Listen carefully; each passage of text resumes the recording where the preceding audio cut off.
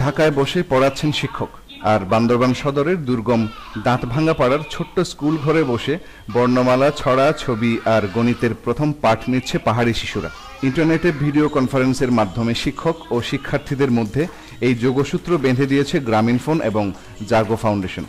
এটা এমন একটা জায়গা, এখানে প্রচুর অবহেলিত জনগোষ্ঠী বাস করে, যাদের নর্মাল শিক্ষার অ্যাক্সেসটাই নাই, নর্মাল স্কুলের অ্যাক্সেসটাই তাদের কাছে একটা দুরূহ ব্যাপার। সো আমরা তাদেরকে এই সার্ভিসের আওতায় আনার জন্য নিজেরাই আমরা চলে এসেছি এখানে। আধুনিক অনলাইন শিক্ষা পদ্ধতিতে নতুন আশার আলো খুঁজে পেয়েছেন স্থানীয় বাসিন্দারাও। প্রত্যেক দিন আসতে চাই স্কুলে, আর বিকালে হলেও পড়তে বসে আর লিখতে চাই। অনলাইন স্কুল হওয়ায় আমরা এইখানে এখানকার লোকেরা সবাই আমরা উপকার পাইছি।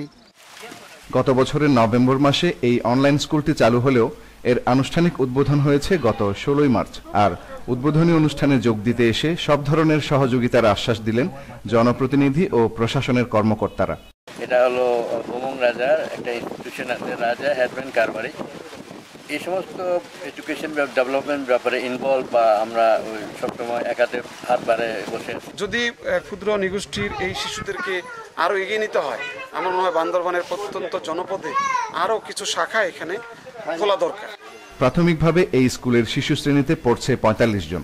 ভবিষ্যতে এই স্কুলটিকে দ্বাদশ শ্রেণী পর্যন্ত উন্নীত করার পরিকল্পনা রয়েছে বলে জানিয়েছেন সংশ্লিষ্টরা। ফরিদুল আলম সুমন, চ্যানেল 24, বান্দরবান।